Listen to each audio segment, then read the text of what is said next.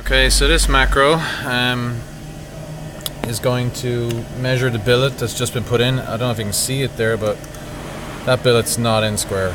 It's kicked off pretty badly. See it? So what'll happen is the probe will measure it and then just evaluate to see if it's kicked off or not. That one will be fine. And it'll continue. I've given it a tolerance, so if it's measuring like 2 mil out around or something, I can change it in the macro, whatever the tolerance I want is. So that's stopped there, and there's an alarm. I've made an alarm just saying billet runout. So